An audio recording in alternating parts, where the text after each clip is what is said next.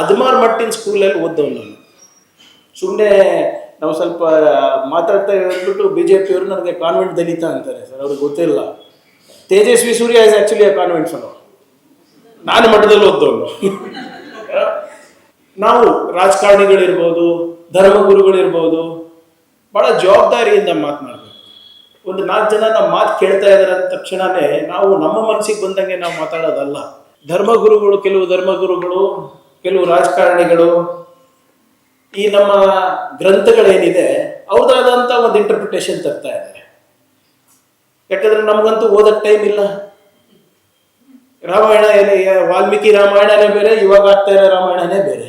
ಒಂದು ಒಳ್ಳೇದೇನಾಯ್ತು ಅಂದ್ರೆ ಅಮೀನ್ ಮಟ್ಟು ಸಾಬ್, ನಾವು ಇಷ್ಟೆಲ್ಲ ಪ್ರಶ್ನೆ ಕೇಳೋದಕ್ಕೆ ಮೋಹನ್ ಭಾಗವತ್ ಅವರೇ ಬಂದು ಬೆಂಗಳೂರಿಗೆ ಉತ್ತರ ಕೊಡಂಗಾಯ್ತು.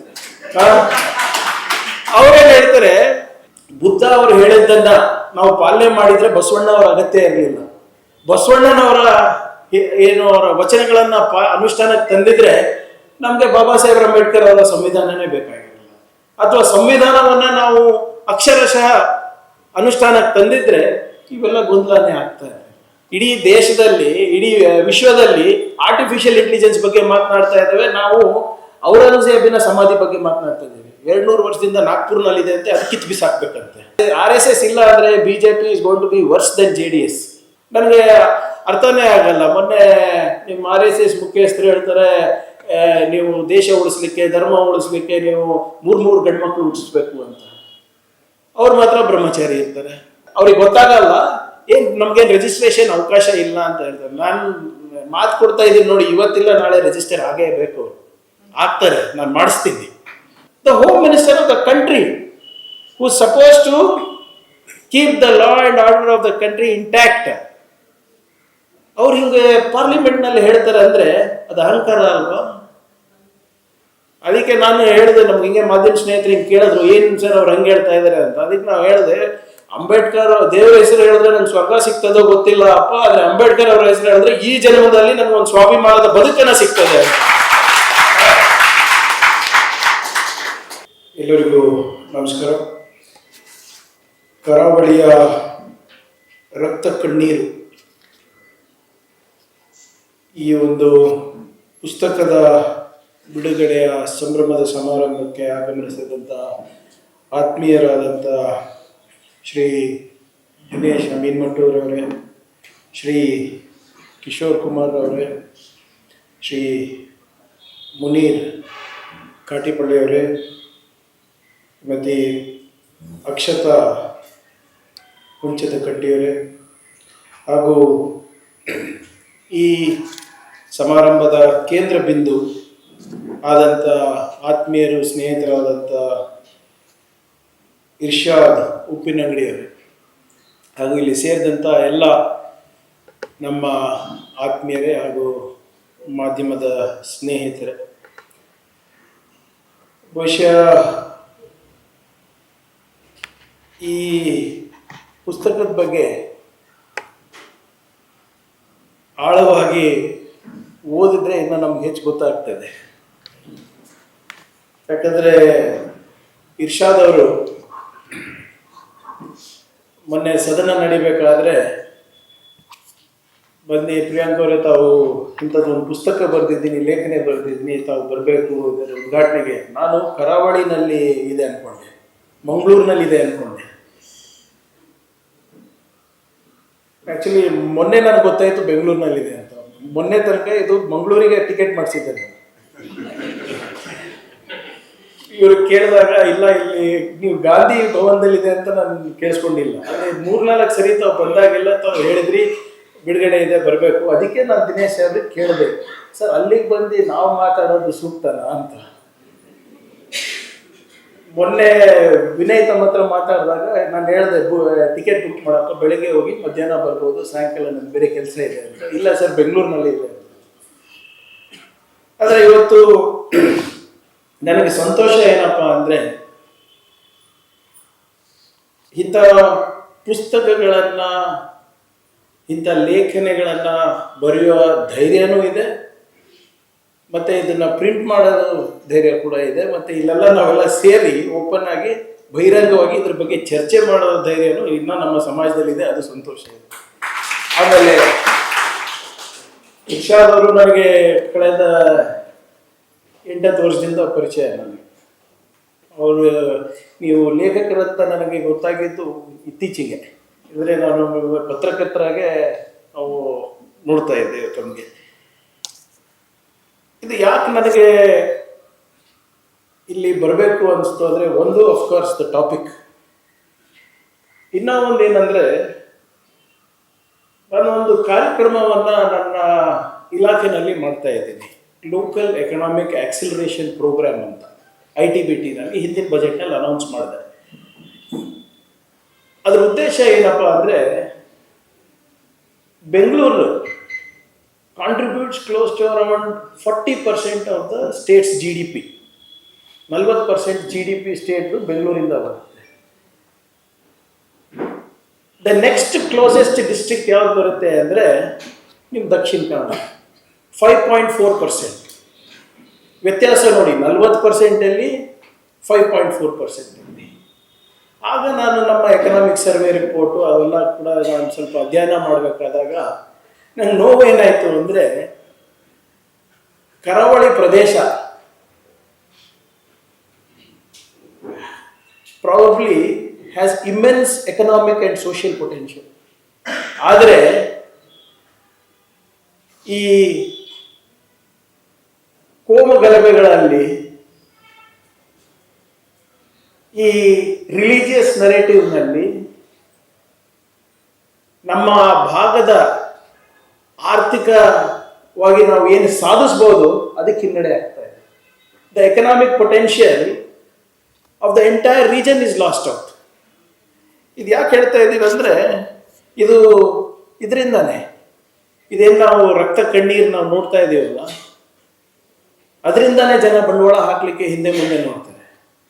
ನಾನು ಹಲವಾರು ಬಾರಿ ನಾನು ಹೇಳಿದಂತೆ ಲೋಕಲ್ ಎಕನಾಮಿಕ್ ಆಕ್ಸಿಲರೇಷನ್ ಪ್ರೋಗ್ರಾಮ್ ಇದೇನಪ್ಪ ಅಂದರೆ, ಪ್ರತಿ ಡಿಸ್ಟ್ರಿಕ್ಟ್ನಲ್ಲಿ ನಾವು ಯಾವ ರೀತಿ ಸ್ಟೇಟ್ GDPಗೆ ಕಾಂಟ್ರಿಬ್ಯೂಟ್ ಮಾಡ್ಬೋದು ಅಂತ ಒಂದು ಪ್ರಯೋಗ ಮಾಡ್ತಾ ಇದ್ದೀವಿ. ದಕ್ಷಿಣ ಕನ್ನಡ, ಉತ್ತರ ಕನ್ನಡದಲ್ಲಿ ನಾವು ಹೋಗಿ ಬಂಡವಾಳ ಹಾಕಬೇಕು ಅಂತ ನಾವು ಕೇಳ್ಕೊಂಡಾಗ ಜನ, ಇಲ್ಲ ಸರ್ ಅಲ್ಲಿ ಜನರು ಮಾತ್ರ ಭಾಳ ಚೆನ್ನಾಗಿದ್ದಾರೆ, ಬುದ್ಧಿವಂತರಿದ್ದಾರೆ, ಪ್ರಬುದ್ಧರಿದ್ದಾರೆ, ಆದರೆ ಬಂಡವಾಳ ಹಾಕಿ ಅಂದ ತಕ್ಷಣ ಸ್ವಲ್ಪ ಯೋಚನೆ ಮಾಡ್ತಾರೆ. ಅಲ್ಲಿನ ಮಾನವ ಸಂಪನ್ಮೂಲ ಬಗ್ಗೆ ಯಾರಿಗೂ ಅನುಮಾನ ಇಲ್ಲ.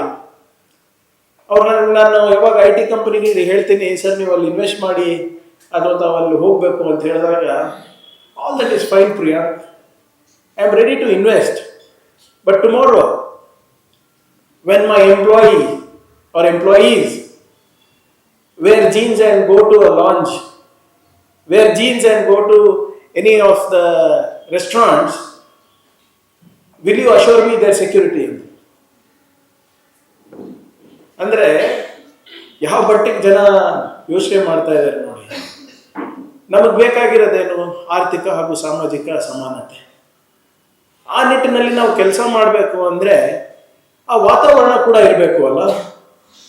ನಾವು ಸಂವಿಧಾನದ ಪೀಠಿಕೆಯನ್ನು ಬೋಧನೆ ಅಂತೂ ನಾವು ಮಾಡ್ತಾ ಇರ್ತೀವಿ ದಿನ, ಆದರೆ ಅದು ನಿಜವಾಗ್ಲೂ ಅನುಷ್ಠಾನಕ್ಕೆ ತರ್ತಾ ಇದ್ದೀವ ನಾವು ಅಸೆಂಬ್ಲಿ ಪ್ರಾರಂಭ ಆದ ತಕ್ಷಣ ಮೊದಲನೇದು ಒಂದೇ ಮಾತರಂ ಆಗುತ್ತೆ. ಒಂದೇ ಮಾತರಂ ಆದ ತಕ್ಷಣ ಸಂವಿಧಾನದ ಪೀಠಿಕೆಯನ್ನು ನಾವು ಓದ್ತೀವಿ, ಎಲ್ಲರೂ ಓದ್ತೀವಿ. ಆದರೆ ಅದರಲ್ಲಿ ಏನಿದೆ, ಹೇಗಿದೆ, ಅದನ್ನ ಅನುಷ್ಠಾನಕ್ಕೆ ತರಲಿಕ್ಕೆ ನಾವೆಲ್ಲರೂ ಪ್ರಾಮಾಣಿಕ ಪ್ರಯತ್ನ ನಾವು ಮಾಡ್ತೀವ? ಬಹುಶಃ ಅಮೀನ್ ಮಟ್ಟು ಅವರು ಹೇಳ್ದಂಗೆ, ಬುದ್ಧ ಅವರು ಹೇಳಿದ್ದನ್ನ ನಾವು ಪಾಲನೆ ಮಾಡಿದ್ರೆ ಬಸವಣ್ಣ ಅವರ ಅಗತ್ಯ ಇರಲಿಲ್ಲ. ಬಸವಣ್ಣನವರ ಏನು ಅವರ ವಚನಗಳನ್ನ ಅನುಷ್ಠಾನಕ್ಕೆ ತಂದಿದ್ರೆ ನಮಗೆ ಬಾಬಾ ಸಾಹೇಬ್ ಅಂಬೇಡ್ಕರ್ ಅವರ ಸಂವಿಧಾನನೇ ಬೇಕಾಗಿರಲಿಲ್ಲ. ಅಥವಾ ಸಂವಿಧಾನವನ್ನ ನಾವು ಅಕ್ಷರಶಃ ಅನುಷ್ಠಾನಕ್ಕೆ ತಂದಿದ್ರೆ ಇವೆಲ್ಲ ಗೊಂದಲನೇ ಆಗ್ತಾ ಇದೆ. ಇದು ಯಾಕೆ ಹೇಳ್ತಾ ಇದ್ದೀನಿ ಅಂದರೆ, ನಾವು ರಾಜಕಾರಣಿಗಳಿರ್ಬೋದು, ಧರ್ಮಗುರುಗಳಿರ್ಬೋದು, ಬಹಳ ಜವಾಬ್ದಾರಿಯಿಂದ ಮಾತನಾಡಬೇಕು. ಒಂದು 4 ಜನ ನಮ್ಮ ಮಾತು ಕೇಳ್ತಾ ಇದ್ದಾರೆ ಅಂದ ತಕ್ಷಣವೇ ನಾವು ನಮ್ಮ ಮನಸ್ಸಿಗೆ ಬಂದಂಗೆ ನಾವು ಮಾತಾಡೋದಲ್ಲ. ಪ್ರಬುದ್ಧತೆಯಿಂದ ವಿಚಾರಗಳನ್ನು ಆಳವಾಗಿ ತಿಳ್ಕೊಂಡು, ನಾಲ್ಗೆ ಮೇಲೆ ಹಿಡಿತ ಇಟ್ಕೊಂಡು ನಾವು ಮಾತನಾಡಿದ್ರೆ ಒಳ್ಳೆಯದು. ಒಂದೊಂದ್ಸರಿ ಯಾಕಂದರೆ ನಮಗೆ ಸರಿನೋ ತಪ್ಪೋ ನಮಗೆ ಜನರ ಮೇಲೆ ಪ್ರಭಾವ ಬೀರೋ ಕೆಪಾಸಿಟಿ ಇದೆ. ಅದು ಕಿಶೋರ್ ಅವ್ರು ಇರ್ಬೋದು, ನಾನಿರ್ಬೋದು, ಅಮೀನ್ ಮಟ್ಟು ಅವ್ರು ಇರ್ಬೋದು. We have the power to influence people. So ಎಲ್ಲಿ ತನಕ ಧರ್ಮಗುರುಗಳು, ರಾಜಕಾರಣಿಗಳು ನಾವು ಪ್ರಬುದ್ಧತೆಯಿಂದ ನಾವು ಮಾತನಾಡೋದಿಲ್ವೋ ಅಲ್ಲಿ ತನಕ ಈ ಸಮಾಜದಲ್ಲಿ ನಾವು ಸೌಹಾರ್ದತೆ ಕಾಣಲಿಕ್ಕೆ ಸಾಧ್ಯ ಇಲ್ಲ. ಎಲ್ಲರೂ ನಮ್ಮ ನಮ್ಮ ರಾಜಕೀಯ ಬೇಳೆ ಬೇಯಿಸ್ಕೊಳ್ಳಿಕ್ಕೆ ಮಾತನಾಡ್ತೀನಿ. ನಾನು ಯಾವ ಪೊಲಿಟಿಷಿಯನ್ ಅಂತ ನೀವು ಈಗ ನಾನು ಅಮೀನ್ ಮಟ್ಟು ಅವ್ರಿಗೆ ಅವ್ರು ಹೇಳ್ದಂಗೆ, ಸರ್ ನೀವೆಲ್ಲ ನಮ್ಗೆ ಹಿಂಗೆಲ್ಲ ಬೋಧನೆ ಕೊಡ್ತೀರ, ನಾವು ಹೋಗಿ ಇದು ಆಗ್ಬಿಟ್ರೆ ರಾಜಕೀಯ ಹುತಾತ್ಮರ ಆಗ್ಬಿಡ್ತೀವಿ ನಾವು ಅಂತ. ಆದರೆ ಮಾತನಾಡೋದು ಅಗತ್ಯ ಇದೆ. ಯಾಕಂದ್ರೆ ನಾವು ಬುದ್ಧ, ಬಸವ, ಅಂಬೇಡ್ಕರ್ ಅವರ ಬಗ್ಗೆ ನಾವು ಬರೇ ಸ್ಪೀಚ್ನಲ್ಲಿ ಹೇಳಿದ್ರೆ ಪ್ರಯೋಜನ ಇಲ್ಲ. ಅದು ನಾವು ಇಂಪ್ಲಿಮೆಂಟ್ ಮಾಡಬೇಕಾಗುತ್ತೆ. ಒಂದು ಪ್ರಬುದ್ಧ ಸಮಾಜವನ್ನು ನಿರ್ಮಾಣ ಮಾಡಬೇಕು, ಒಂದು ಸಮೃದ್ಧ ಸಮಾಜವನ್ನು ನಿರ್ಮಾಣ ಮಾಡಬೇಕು ಅಂದರೆ ಆ ಹಾದಿನಲ್ಲಿ ನಡಿಬೇಕಾಗ್ತದೆ. ಹಾದಿ ಸುಲಭ ಅಲ್ಲ. ಇಲ್ಲದ್ರೆ ಏನು ಅರಾಜಕತೆ ಆಗುತ್ತೆ. ಸಮಸ್ಯೆ ಏನು ಬರ್ತಾ ಇರೋದಂದ್ರೆ ಧರ್ಮಗುರುಗಳು, ಕೆಲವು ರಾಜಕಾರಣಿಗಳು ಈ ನಮ್ಮ ಗ್ರಂಥಗಳೇನಿದೆ ಅವ್ರದ್ದಾದಂಥ ಒಂದು ಇಂಟರ್ಪ್ರಿಟೇಷನ್ ತರ್ತಾ ಇದ್ದಾರೆ. ಯಾಕಂದ್ರೆ ನಮಗಂತೂ ಓದಕ್ಕೆ ಟೈಮ್ ಇಲ್ಲ. ರಾಮಾಯಣ ವಾಲ್ಮೀಕಿ ರಾಮಾಯಣನೇ ಬೇರೆ, ಇವಾಗ ಆಗ್ತಾ ಇರೋ ರಾಮಾಯಣನೇ ಬೇರೆ. ನಮಗೆ ಓದಕ್ಕೆ ಟೈಮ್ ಇಲ್ಲ. ಸೊ ಯಾರು ನಮ್ಮ ಗುರುಗಳು ಯಾರು ಹೇಳ್ತಾರೆ, ಧರ್ಮಗುರುಗಳು ಯಾರು ಹೇಳ್ತಾರೆ, ಮಠಾಧೀಶ್ವರಗಳು ಯಾರು ಹೇಳ್ತಾರೆ ಅದನ್ನೇ ನಾವು ಕೇಳಬೇಕು. ಆ ಪ್ರವಚನದಲ್ಲಿ ಏನು ಹೇಳ್ತಾರೆ ಅದನ್ನು ನಾವು ನಂಬ್ತೀವಿ. ಆದರೆ ಯಾವ ಧರ್ಮದಲ್ಲೂ ಕೂಡ ದ್ವೇಷ ಸಾಧಿಸಬೇಕು ಅಂತ ಎಲ್ಲೂ ಬರೆದಿಲ್ಲ.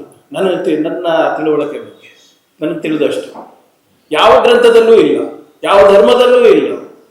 ಈಗ ದಯವಿಲ್ಲದ ಧರ್ಮ ಯಾವುದಯ್ಯ ಅಂತ ಬಸವಣ್ಣನವರು ಹೇಳ್ತಾರೆ. ಬುದ್ಧನೂ ಅದೇ ಹೇಳೋದು, ಪ್ರಜ್ಞಾ ಕರುಣ ಅಂತ. ಪ್ರಜ್ಞಾ ಅಂದ್ರೇನು? ವಿಸ್ಡಮ್. ಕರುಣ ಅಂದ್ರೆ ದಯೆ. ಬುದ್ಧನೂ ಹೇಳಿದಂತೆ ಬಸವಣ್ಣನವರು ಹೇಳಿದ್ದಾರೆ. ಬಸವಣ್ಣನವರು ಯಾವತ್ತು ನೀನು ಗಾಣಿಗೆಯರು, ನೀವು ರೆಡ್ಡಿ ಲಿಂಗಾಯತ್ತು, ನೀವು ಬೇರೆಯವರು ಅಂತ ಹೇಳಿಲ್ಲ. ಅಥವಾ ಬುದ್ಧನು ನೀವು ಮಹಾಯಾನ, ನೀನು ಬೇರೆ ಯಾರ ಅಂತ ಹೇಳಿಲ್ಲ, ನವಯಾನ ಅಂತ ಏನೂ ಹೇಳಿಲ್ಲ. ಅದೆಲ್ಲ ನಾವು ನಾವೇ ಮಾಡ್ಕೊಂಡಿರೋದು ನಮ್ಮ ಅನುಕೂಲಕ್ಕೋಸ್ಕರ, ನಮ್ಮ ರಾಜಕೀಯ ಅನುಕೂಲಕ್ಕೋಸ್ಕರ. ಈ ಜಾತಿ ವ್ಯವಸ್ಥೆ ಏನಿದೆ ಇದು ನಾವು ಮಾಡ್ಕೊಂಡಿರೋದು. ಯಾವುದ್ರಲ್ಲೂ ಇಲ್ಲ, ಮನುಷ್ಯನ ಅನುಕೂಲಕ್ಕೋಸ್ಕರ. ಅದನ್ನ ದೇವರು ಹೇಳಿದಾರೆ ಅಂತ ಹೇಳೋದು ಬೇರೆ. ನಾವು ಮೇಲಿಂದ ಬಂದಿದೆ, ಹಿಂದೆಯಿಂದ ಬಂದಿದೆ ಅಂತ.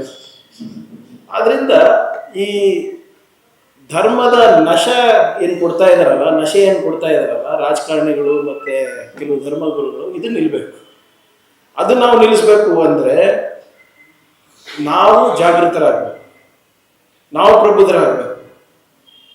ಎಲ್ಲಿ ತನಕ ನಾವು ಪ್ರಶ್ನೆ ಮಾಡೋದಿಲ್ಲ ಅಥವಾ ನಾವು ಜಾಗೃತರಾಗೋದಿಲ್ಲ ಅಲ್ಲಿ ತನಕ ಇಂಥವ್ರದ್ದೇ ಇನ್ನು ದಂಧೆ ನಡೀತದೆ.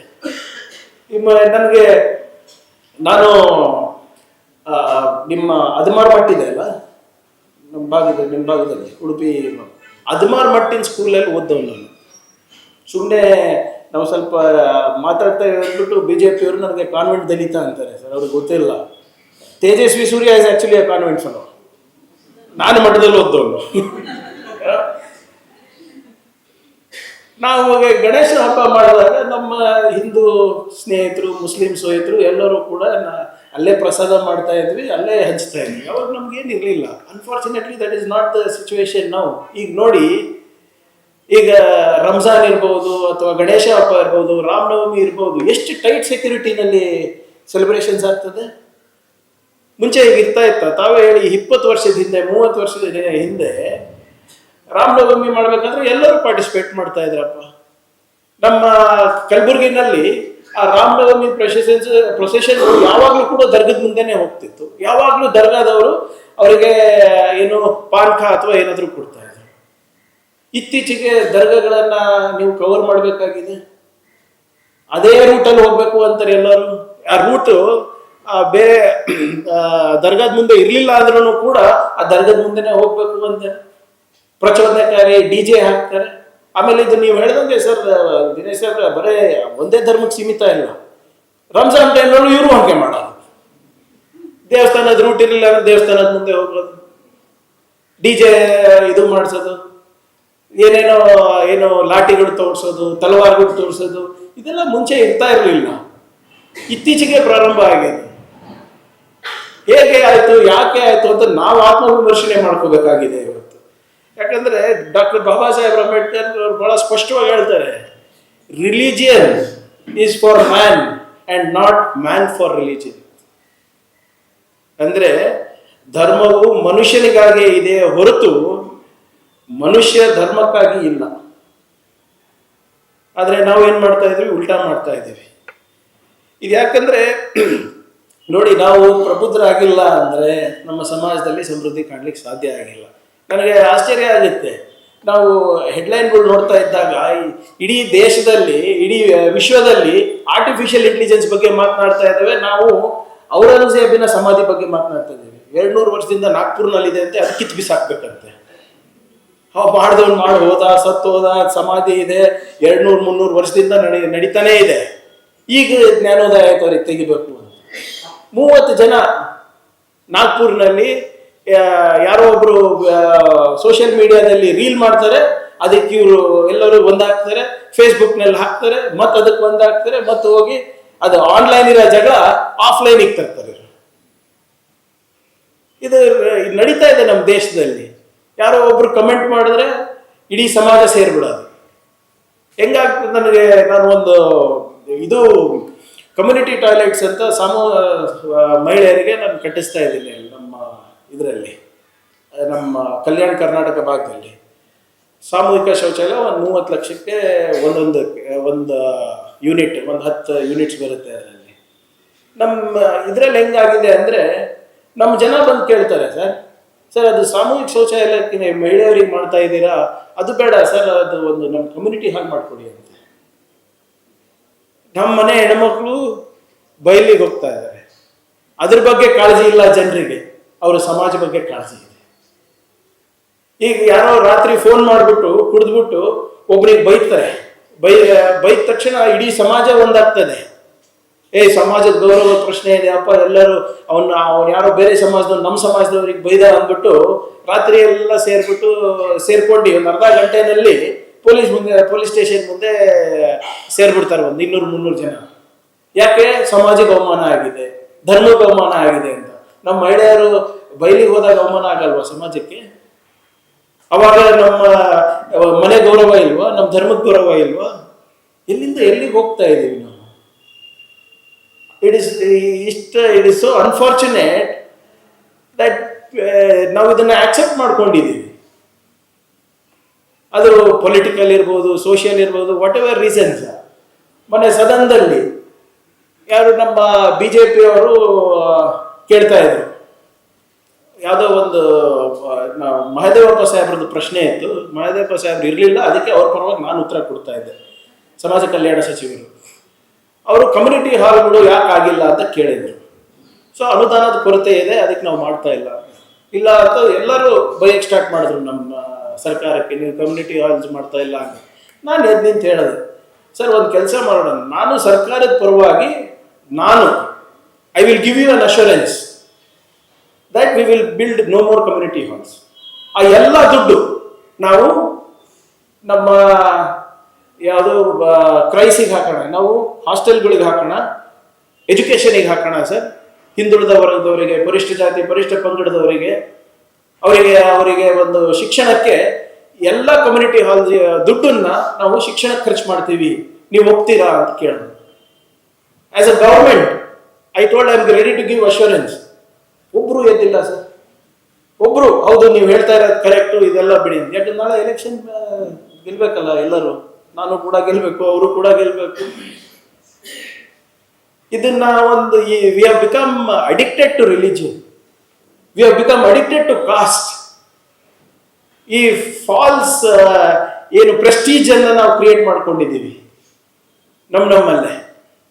ದುರ್ದೈವ, ಇದು ಸಾವಿರಾರು ವರ್ಷದಿಂದ ನಡ್ಕೊಂಡು ಬಂದಿದೆ. ಇದನ್ನ ಬದಲಾವಣೆ ಮಾಡಬೇಕು ಅಂದ್ರೂ ಕಷ್ಟ ಆಗ್ತದೆ. ಆಮೇಲೆ ಇದು ಯಾರಿಂದ ಪ್ರತಿಪಾದನೆ ಆಗ್ತಾ ಇದೆ ಅಂತ ನಾವೆಲ್ಲರೂ ಯೋಚನೆ ಮಾಡಬೇಕು. ಯಾರು ಮಾತನಾಡ್ತಾ ಇದ್ದಾರೆ, ಯಾರಿಂದ ಈ ಪ್ರವಚನಗಳು ಬರ್ತಾ ಇದೆ, ಅವರು ಅದನ್ನ ಫಾಲೋ ಮಾಡ್ತಾ ಇದ್ದಾರಾ ಇಲ್ಲ ಮನೆಯಲ್ಲಿ, ಅದೆಲ್ಲಾನು ತಿಳ್ಕೊಬೇಕಲ್ಲ ನಾವು. ನನಗೆ ಅರ್ಥನೇ ಆಗಲ್ಲ. ಮೊನ್ನೆ ನಿಮ್ಮ RSS ಮುಖ್ಯಸ್ಥರು ಹೇಳ್ತಾರೆ, ನೀವು ದೇಶ ಉಳಿಸ್ಲಿಕ್ಕೆ, ಧರ್ಮ ಉಳಿಸ್ಲಿಕ್ಕೆ ನೀವು ಮೂರು ಗಂಡು ಮಕ್ಕಳು ಹುಟ್ಟಿಸ್ಬೇಕು ಅಂತ. ಅವ್ರು ಮಾತ್ರ ಬ್ರಹ್ಮಚಾರಿ ಇರ್ತಾರೆ RSSನವರು. ಬರೀ ಬಡವರಿಗ ಇದೆಲ್ಲ ಪಾಠ? ನೀವೆಲ್ಲರೂ ಮೂರು ಮಕ್ಕಳು ಹಡಿಬೇಕಂತೆ, ಅವರು ಬ್ರಹ್ಮಚಾರಿಯಾಗೇ ಇರ್ತಾರಂತೆ. ಅದೆಂಥದ್ದು? ಅದಕ್ಕೆ ಕೇಳ್ತಾ ಇರೋದು, ನಾವು ಅಲ್ಲಿ ಪ್ರಶ್ನೆ ಮಾಡಬೇಕು. ಈಗ ಇನ್ನೊಂದು ಕಳೆದ 10-12 ವರ್ಷದಿಂದ ಇನ್ನೊಂದು ಹೊಸ ಪ್ರಾರಂಭ ಆಗ್ಬಿಟ್ಟಿದೆ. ಬಹಳ ಸಲೀಸಾಗಿ ನಾವೆಲ್ಲರಿಗೂ ಬ್ರ್ಯಾಂಡ್ ಮಾಡ್ತಾ ಇದ್ದೀವಿ. ನಮಗೆ ನಿಮಗೆ ನಮ್ಮ ತತ್ವ ಸಿದ್ಧಾಂತದಲ್ಲಿ ವ್ಯತ್ಯಾಸ ಬಂದ್ಬಿಟ್ರೆ ನೀವು ದೇಶದ್ರೋಹಿ. ನೀವು ಬರೀ ಧರ್ಮದ್ರೋಹಿ ಅಲ್ಲ, ದೇಶದ್ರೋಹಿನೂ ಕೂಡ ಆಗ್ಬಿಟ್ಟಿದ್ದೀರಾ. ಈಗ ನಾನೇನೋ ನಿಮ್ಮ ವಿಚಾರಗಳಿಗೆ ತದ್ವಿರುದ್ಧವಾಗಿದ್ರೆ I am not only anti caste, anti religion, but also I am anti national. ಇದು ವಾತಾವರಣ ಮುಂಚೆ ಇರಲಿಲ್ಲ. ಡಾಕ್ಟರ್ BR ಅಂಬೇಡ್ಕರ್ ಅವರು ಕೊನೆಯ ಭಾಷಣದಲ್ಲಿ November 25, 1949 ಇದಕ್ಕೆ ಉತ್ತರ ಕೊಡ್ತಾರೆ. ಅವ್ರು ಹೇಳ್ತಾರೆ ಅವ್ರ ಕೊನೆಯ ಭಾಷಣದಲ್ಲಿ, who is N aunty national ಅಂತ ಅವರೇ ಪ್ರಶ್ನೆ ಮಾಡ್ತಾರೆ ಸದನಕ್ಕೆ. ಪ್ರಶ್ನೆ ಮಾಡಿದಾಗ ಯಾರು ಉತ್ತರ ಕೊಡೋಲ್ಲ ಅವರಿಗೆ. ಡಾಕ್ಟರ್ ಬಾಬಾ ಸಾಹೇಬ್ ಅಂಬೇಡ್ಕರ್ ಅವರು ಹೇಳ್ತಾರೆ, ಮುಂಚೆ ನಮ್ಮಲ್ಲಿ ಸಂವಿಧಾನ ಅಂತ ಇರಲಿಲ್ಲ, ಈಗ ನಮಗೆ ಸಂವಿಧಾನ ಇದೆ. ಆ ಸಂವಿಧಾನದಲ್ಲಿ ಎಲ್ಲರಿಗೂ ಒಂದು ಸ್ವಾಭಿಮಾನದ ಬದುಕಿನ ಹಕ್ಕಿದೆ, ಆರ್ಥಿಕ ಹಾಗೂ ಸಾಮಾಜಿಕ ಸಮಾನತೆಯ ಹಕ್ಕಿದೆ. ಆ ಹಕ್ಕುಗಳ ವಿರುದ್ಧ ಯಾರು ಜಾತಿಗಳ ನಡುವೆ ಅಸೂಯೆ ಬೀಜವನ್ನ ನೆಟ್ತಾರೆ, ಅವರು ನಿಜವಾದ ದೇಶದ್ರೋಹಿಗಳು. ಯಾರು ಧರ್ಮಗಳಲ್ಲಿ ಜಾತಿಗಳಿಗೆ ಜಗಳ ಹಚ್ತಾರೆ, ಯಾರು ಸಮಾಜದ ಕಡೆ ಮನುಷ್ಯನಿಗೆ ಒಂದು ಸ್ವಾಭಿಮಾನದ ಬದುಕನ್ನ ನಿರಾಕರಣೆ ಮಾಡ್ತಾರೆ, ಯಾರು ಅವರಿಗೆ ಮುಖ್ಯವಾಹಿನಿಗೆ ಬರ್ಲಿಕ್ಕೆ ತಡೆ ಮಾಡ್ತಾರೆ ಜಾತಿ ಹೆಸರಲ್ಲಿ, ಧರ್ಮದ ಹೆಸರಲ್ಲಿ, ಅವನು ನಿಜವಾದ ದೇಶದ್ರೋಹಿ ಅಂತ ಡಾಕ್ಟರ್ ಬಾಬಾ ಸಾಹೇಬ್ ಅಂಬೇಡ್ಕರ್ ಅವರು ಹೇಳ್ತಾರೆ. ಈ ಪ್ರಸ್ತುತ ವಾತಾವರಣದಲ್ಲಿ ಯಾರು ಸರ್ ಮಾಡ್ತಾ ಇರೋದು? ಯಾರು ಜಾತಿ ಜಗಳ ಹಚ್ತಾ ಇರೋದು? ಯಾರು ಧರ್ಮದ ನಡುವೆ ಜಗಳ ಹಚ್ತಾ ಇರೋದು? ಯಾರು ಸಂವಿಧಾನದ ತದ್ವಿರುದ್ಧವಾಗಿ ಇವತ್ತು ಸಮಾಜದಲ್ಲಿ ಒಂದು ಭಯಭೀತವಾದಂತಹ ವಾತಾವರಣ ತರ್ತಾ ಇರೋದು? And who are these people to give me a certificate, to give you a certificate? ಇವರು ದೇಶಭಕ್ತಿ ಸರ್ಟಿಫಿಕೇಟ್ ಕೊಡ್ತಾರಾ? ಇವರು ನಮ್ಗೆ ಯಾರು ಅಂತ ಹೇಳ್ಕೊಡ್ತಾರಾ? ಯಾರು ಮನುವಾದದ ಪ್ರತಿಪಾದನೆ ಮಾಡ್ತಾರೆ ಅವರು ಸಂವಿಧಾನವನ್ನ ಎತ್ತಿ ಹಿಡಿಯೋ ಕೆಲಸ ಮಾಡ್ಲಿಕ್ಕಾಗುತ್ತಾ? ಇದು ಅವರಿಗೆ ಎಷ್ಟು ಅಧಿಕಾರದ ಅಹಂಕಾರ ಬಂದ್ಬಿಟ್ಟಿದೆ ಅಂದ್ರೆ, ನೀವೇ ಯೋಚನೆ ಮಾಡಿ. ಪಾರ್ಲಿಮೆಂಟ್ನಲ್ಲಿ the home minister of the country Amit Shah ಅವರು ಎದ್ದಿಂತಿ ಹೇಳ್ತಾರೆ, ಏನ್ ಇತ್ತೀಚೆಗೆ ಅಂಬೇಡ್ಕರ್ ಅವರ ಹೆಸರು ತಗೊಳೋದು ಫ್ಯಾಷನ್ ಆಗ್ಬಿಟ್ಟಿದೆ. ಇಷ್ಟು ಬಹುಶಃ ನೀವು ಅಂಬೇಡ್ಕರ್ ಅವರ ಹೆಸರು ಬದಲು ನೀವು ದೇವರ ಹೆಸರನ್ನ ನೀವು ಸ್ಮರಿಸಿದ್ರೆ ಎಷ್ಟೊಂದು ಬಹುಶಃ ನಿಮಗೆ ಸ್ವರ್ಗ ಸಿಗ್ತಾ ಇತ್ತು. The home minister of the country who suppose to keep the law and order of the country intact, ಅವ್ರು ಹಿಂಗೆ ಪಾರ್ಲಿಮೆಂಟ್ ನಲ್ಲಿ ಹೇಳ್ತಾರೆ ಅಂದ್ರೆ ಅದು ಅಹಂಕಾರ ಅಲ್ವಾ? ಅದಕ್ಕೆ ನಾನು ಹೇಳಿದೆ, ನಮ್ಗೆ ಹಿಂಗೆ ಮಾಧ್ಯಮ ಸ್ನೇಹಿತರು ಹಿಂಗೆ ಕೇಳಿದ್ರು, ಏನ್ ಸರ್ ಅವ್ರು ಹಂಗೆ ಹೇಳ್ತಾ ಇದಾರೆ ಅಂತ. ಅದಕ್ಕೆ ನಾವು ಹೇಳಿದೆ, ಅಂಬೇಡ್ಕರ್ ದೇವರ ಹೆಸರು ಹೇಳಿದ್ರೆ ನನ್ಗೆ ಸ್ವರ್ಗ ಸಿಗ್ತದೋ ಗೊತ್ತಿಲ್ಲ ಅಪ್ಪ, ಆದ್ರೆ ಅಂಬೇಡ್ಕರ್ ಅವರ ಹೆಸರು ಹೇಳಿದ್ರೆ ಈ ಜನ್ಮದಲ್ಲಿ ನನ್ಗೆ ಒಂದು ಸ್ವಾಭಿಮಾನದ ಬದುಕನ್ನ ಸಿಗ್ತದೆ.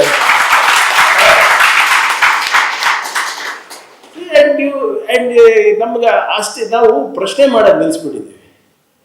ಡಾಕ್ಟರ್ ಬಾಬಾ ಸಾಹೇಬ್ ಅಂಬೇಡ್ಕರ್ ಅದನ್ನು ಹೇಳ್ತಾರೆ, man who does not know history cannot create history ಅಂತ. ಓದಿ, ಇವ್ರದೆಲ್ಲ ಇತಿಹಾಸ ಓದ್ಕೊಳ್ಳಿ. ನಮ್ಮ ಇತಿಹಾಸನೂ ಓದಿ, ಅವ್ರ ಇತಿಹಾಸನೂ ಓದಿ.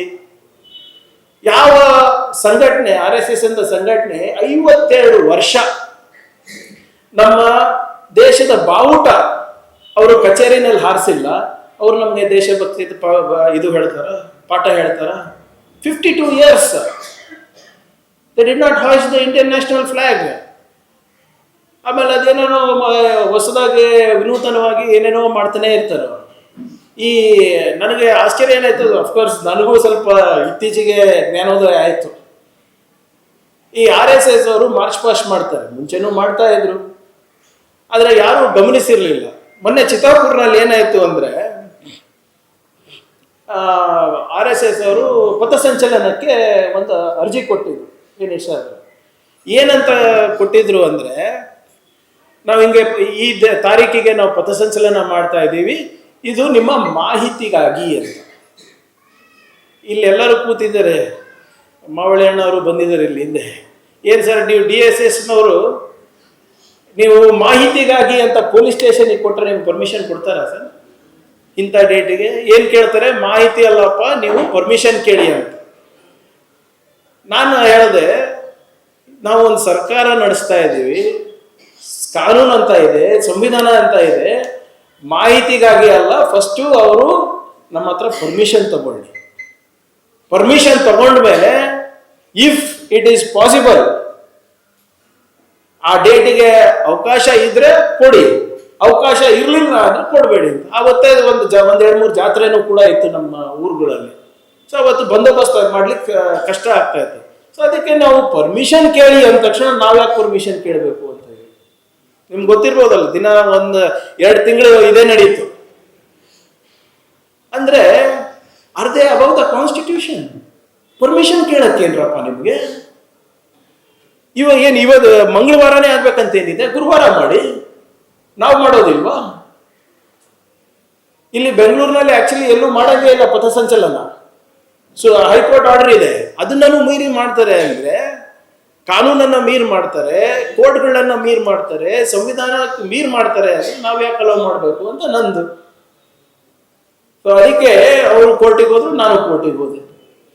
ಕೊನೆಯದಾಗಿ ಏನಾಯ್ತು, ನಾವು ಸರ್ಕಾರ ಹೇಳಿದ ಟೈಮಿಗೆ ಸರ್ಕಾರ ಎಷ್ಟು ಜನ ಇರಬೇಕು, ಎಷ್ಟು ರೂಟ್ ಮಾರ್ಚ್ ಎಲ್ಲಿ ಮಾಡಬೇಕು, ಯಾವಾಗ ಮಾಡಬೇಕು, ಹೇಗೆ ಮಾಡಬೇಕು ಅಂತ ಸರ್ಕಾರ ಆದೇಶದಲ್ಲಿ ಇಡೀ ರಾಷ್ಟ್ರದಲ್ಲಿ ಎಲ್ಲಾನ ಕರೆಕ್ಟಾಗಿ ಆಗಿದ್ರೆ ಅದು ಚಿತ್ತಾಪುರ್ನಲ್ಲಿ ಆಗಿರೋದು. ಇವರಿಗೆ ಅವಾಗ ನಮ್ಮ ಕೆಲವು ಸ್ನೇಹಿತರು ಕೇಳ್ತಾ ಇದ್ರು, ನಮ್ಮ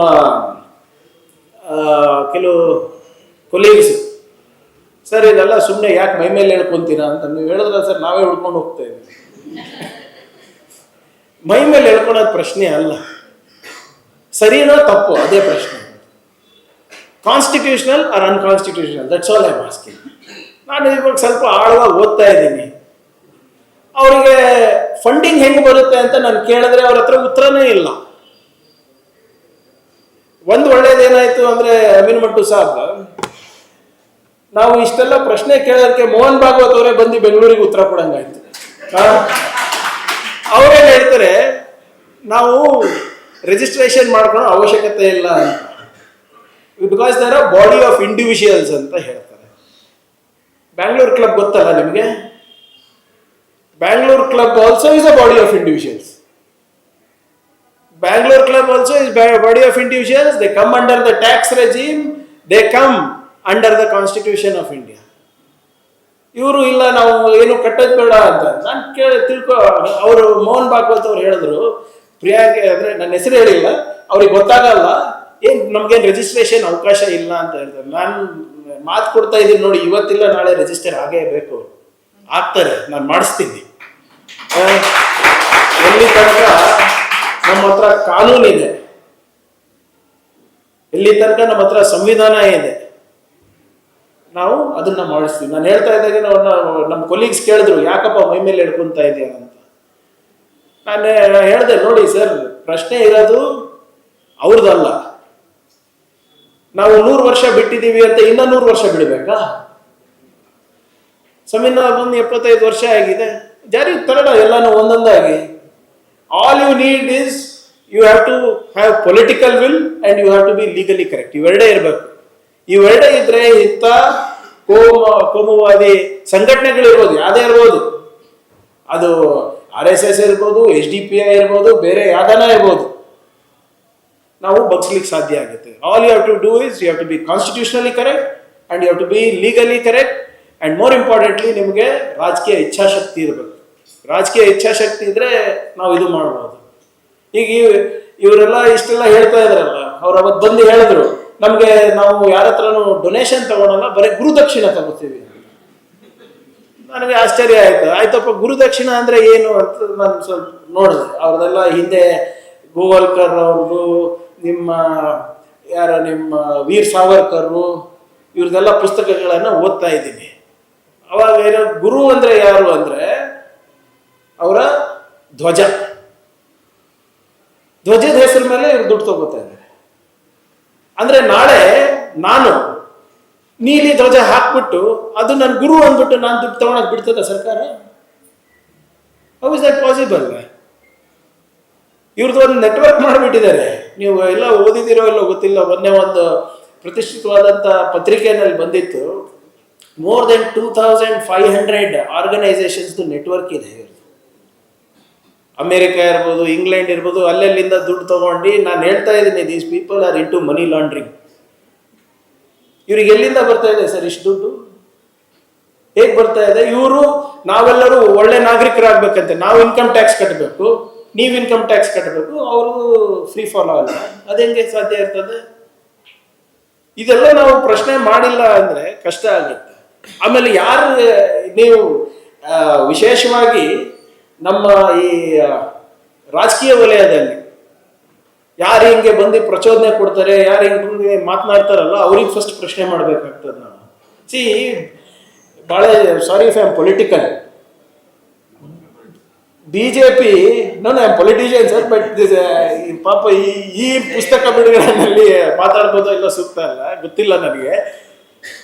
ಬಿಜೆಪಿ ಮತ್ತು ಆರ್ ಎಸ್ ಎಸ್ ಇಲ್ಲ ಅಂದರೆ BJP is going to be worse than JDS. ಬರ್ದ್ಕೊಡ್ತೀನಿ ನೋಡಿ. ಪ್ರಾದೇಶಿಕ ಪಕ್ಷಕ್ಕಿಂತ ಕನಿಷ್ಠ ಹಾಲತ್ತಾಗುತ್ತೆ ಅವ್ರದ್ದು. ನಾವೇನ್ ಮಾಡ್ತಾ ಇದ್ದೀವಿ ಅಂದ್ರೆ, ನಾವು ದೆವ್ವದ ನೆರಳು ಜೊತೆ ಜಗಳ ಆಡ್ತಾ ಇದ್ದೀವಿ. ದೆವ್ವದ ನೆರಳು ಯಾವುದು? ಬಿಜೆಪಿ. ದೆವ್ವ ಯಾವುದು? RSS. ಸೊ ಈ ನೆರಳು ಜೊತೆ ಜಗಳ ಆಡೋದು ಬಿಟ್ಟು ನಾವು ದೆವ್ವ ಜೊತೆ ಜಗಳ ಆಡಿದ್ರೆ ಆಟೋಮ್ಯಾಟಿಕ್ ಆಗಿ ನಮ್ಮ ದೇಶ ಸುಧಾರಣೆ ಆಗುತ್ತೆ. ಇಲ್ಲಿದ್ರೆ ಇದಾಗೋದಿಲ್ಲ. ಯಾಕಂದ್ರೆ ನಾನು ಮೊನ್ನೆ ಇವ್ರದ್ದು ನಮ್ಮ national security adviser Ajit Doval ಗೊತ್ತಿರ್ಬೋದು, ತಂದು ನಮ್ಮ ಇಂಡಿಯಾದ ಜೇಮ್ಸ್ ಬಾಂಡ್, ಅವರು ಒಂದು ಭಾಷಣ ಮಾಡ್ತಾರೆ.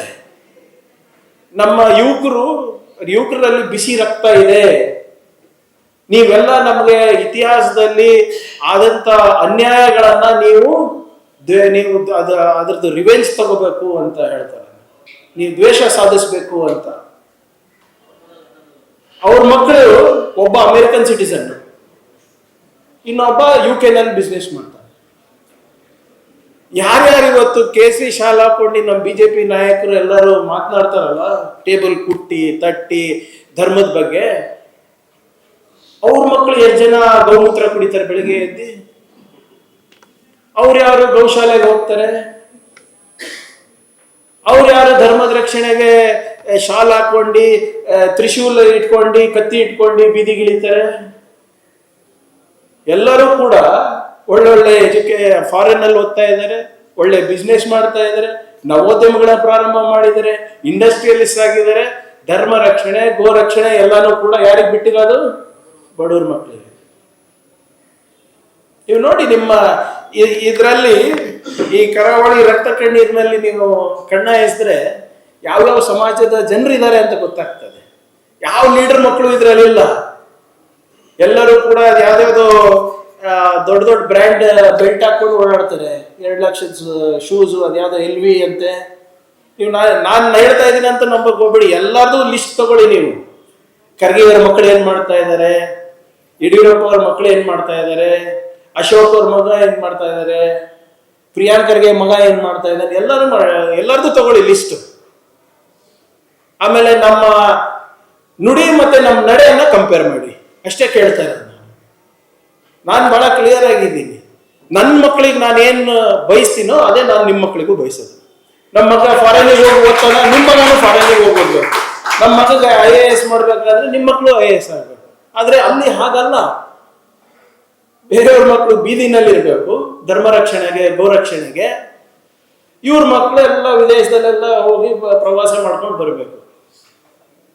ಯಾರು ನಾನು ಅದಕ್ಕೆ ಹೇಳ್ತಾ ಇರೋದು, ನಾವು ಎಲ್ಲಿ ತನಕ ನಾವು ಪ್ರಶ್ನೆ ಮಾಡೋದಿಲ್ಲೋ ಅಲ್ಲಿ ತನಕ ಈ ಎಲ್ಲರಿಗೂ ಏನೋ ಫ್ರೀ ರನ್ ಸಿಕ್ಬಿಟ್ಟಿದೆ ಇವಾಗ ನಮ್ಮ ರಾಜಕಾರಣಿಗಳಿಗೆ. ಎಸ್ಪೆಷಲಿ ನಮ್ಮ ಈ BJP-ನಲ್ಲಿರುವಂಥ ಕೆಲವು ರಾಜಕಾರಣಿಗಳಿದ್ದಾರೆ, ಅವರು ನಡೆ ನುಡಿಗೆ ಸಿಕ್ಕಾಪಟ್ಟೆ ವ್ಯತ್ಯಾಸ ಇದೆ.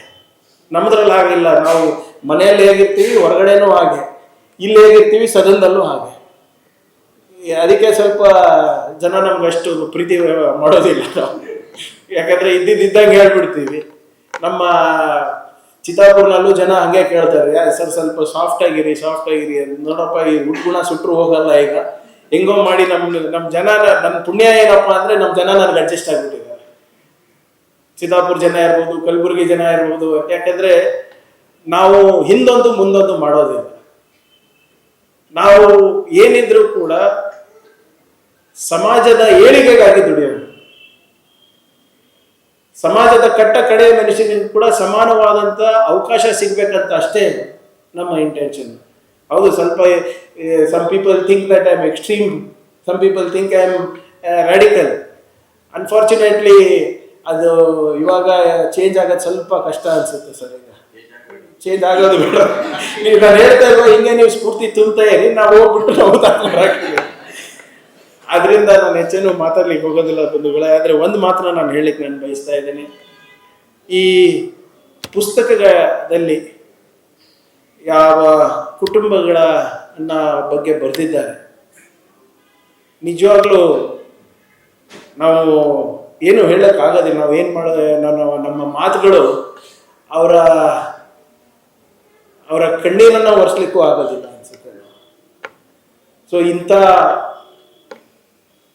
ವಾತಾವರಣದಲ್ಲಿ ನಮ್ಮ ಮುಂದಿನ ಪೀಳಿಗೆಗೆ ನಾವು ಸಂರಕ್ಷಣೆ ಮಾಡಬೇಕು ಅಂದರೆ ನಾವೆಲ್ಲರೂ ಒಗ್ಗಟ್ಟಾಗಿ ಒಮ್ಮನಸ್ಸಿನಿಂದ, ನಮ್ಮ ರಾಜಕೀಯ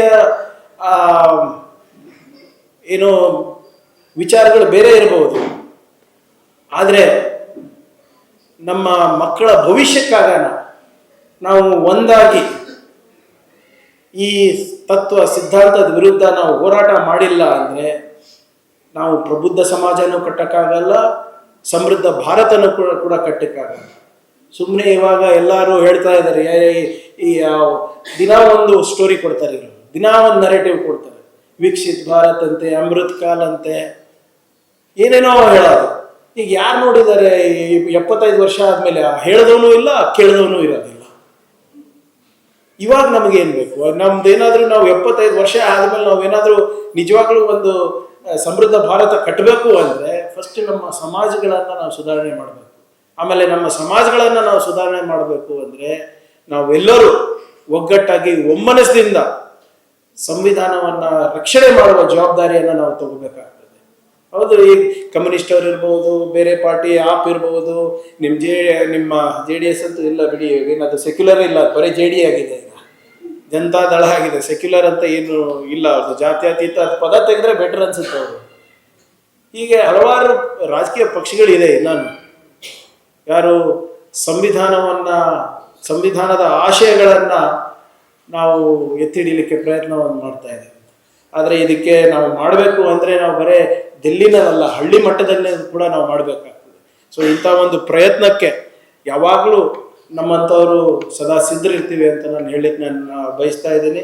ಕೊನೆಯದಾಗಿ ಮತ್ತೊಮ್ಮೆ ನಮ್ಮ ಇರ್ಷಾದ್ ಅವರಿಗೆ ನಾನು ಅಭಿನಂದನೆ, ತಮ್ಮೆಲ್ಲರ ಪರವಾಗಿ ಹಾಗೂ ವೈಯಕ್ತಿಕವಾಗಿ ನಾನು ತಮಗೆ ಅಭಿನಂದನೆಯನ್ನು ಸಲ್ಲಿಸ್ತಾ ಇದ್ದೀನಿ. ಯಾಕಂದರೆ ಇಂಥ ಪುಸ್ತಕಗಳು ಭಾಳ ಕಷ್ಟ ಬರೆಯೋದು. ಅದನ್ನು ಹೋಗಿ ಅವರ ಕುಟುಂಬದವ್ರ ಹತ್ರ ಮಾತನಾಡಿ ಅವರ ಕಷ್ಟಗಳನ್ನು ಅರಿತುಕೊಂಡು ಅದನ್ನು ಒಂದು ಸಮಾಜಕ್ಕೆ ಒಂದು ಕನ್ನಡಿಯಾಗಿ ತಾವು ಹಿಡಿತಾ ಇದ್ದೀರಾ. ಇದು ನಿಜವಾಗ್ಲೂ ಬಹಳ ಶ್ಲಾಘನೀಯವಾದಂಥ ಕೆಲಸ. ಇದು ಬಹಳ ಒಂದು ಉತ್ತಮವಾದಂಥ ಕೆಲಸ. ಬಹುಶಃ ಈ ರಕ್ತ ಕಣ್ಣೀರಿನ ಕಥೆಗಳನ್ನು ಓದೋಣ ಜನರು ಸ್ವಲ್ಪನ ಅರ್ಥ ಮಾಡ್ಕೋತಾರೆ. ಯಾವ ರೀತಿ ಅವರಿಗೆ ಈ ಧರ್ಮದ ನಶೆಯನ್ನು ಜನರಲ್ಲಿ ತುಂಬಿ ಯಾವ ರೀತಿ ಬಡವರಿಗೆ ಒಂದು ಈ ಹೋರಾಟ ಅಂತ ಇವ್ರೇನು ಹೋರಾಟ ಅಂತ ತಿಳ್ಕೊಂಡಿದ್ದಾರೆ, ಅದಕ್ಕೆ ಬಿಟ್ಟು ಅವರ ಭವಿಷ್ಯವನ್ನೇ ಹಾಳು ಮಾಡುವ ನಿಟ್ಟಿನಲ್ಲಿ ಕೆಲಸ ನಡೀತಾ ಇದೆ. ಇದಕ್ಕೆ ಒಂದು ಕನ್ನಡಿ ಆಗುತ್ತೆ ಅಂತ ನಾನು ಭಾವಿಸ್ತಾ ಇದ್ದೀನಿ. ಮುಂಬರುವ ದಿನಗಳಲ್ಲಿ ತಮ್ಮ ಲೇಖನೆಯನ್ನು ಹೆಚ್ಚು ಜನ ಪ್ರೇರಿತರಾಗಲಿ, ನೀವು ಹೆಚ್ಚು ಜನರಿಗೆ ಸ್ಫೂರ್ತಿ ಆಗ್ತೀರಾ ಅಂತ ನಾನು ಭಾವಿಸ್ತಾ ಇದ್ದೀನಿ. ಅಮೀನ್ ಮಟ್ಟು ಅವ್ರು ಹೇಳ್ದಂಗೆ ಈಗ ಹೇಗೆ ಅವರು ಒಂದು 30-40 ವರ್ಷ ಆಯ್ತು ಇದರಲ್ಲೇ ಇದ್ದು. ಸೊ ಈಗ ಒಂದು 40 ವರ್ಷ ಆದಮೇಲೆ ನೀವೆಲ್ಲರಿಗೂ ಮುನ್ನುಡಿ ಬರೀತಿರ್ತೀರ. ಸೊ ಆದರೆ ಒಳ್ಳೆ ಪುಸ್ತಕಗಳ ಬಗ್ಗೆ ಇಂಥ ಇಂಥ ರಕ್ತ ಕಣ್ಣೀರಿನ ಪುಸ್ತಕಗಳಲ್ಲ ಅಂತ ನಾವು ಭಾವಿಸ್ತೀವಿ. ಮುಂಬರುವ ದಿನಗಳಲ್ಲಿ ನಾವೆಲ್ಲರೂ ಒಗ್ಗಟ್ಟಾಗಿ ಒಮ್ಮನಸ್ಸಿನಿಂದ ಸಂವಿಧಾನವನ್ನು ರಕ್ಷಣೆ ಮಾಡಲಿಕ್ಕೆ ಒಂದು ಪ್ರಾಮಾಣಿಕ ಪ್ರಯತ್ನ ಮಾಡೋಣ ಅಂತ ಹೇಳ್ತಾ ಮತ್ತೊಮ್ಮೆ ಇರ್ಷಾದ್ ಅವರಿಗೆ ಅಭಿನಂದನೆ ಸಲ್ಲಿಸ್ತಾ ನಾನು ಮಾತು ಮುಗಿಸ್ತೀನಿ. ಜೈ ಹಿಂದ್, ಜೈ ಕರ್ನಾಟಕ, ಜೈ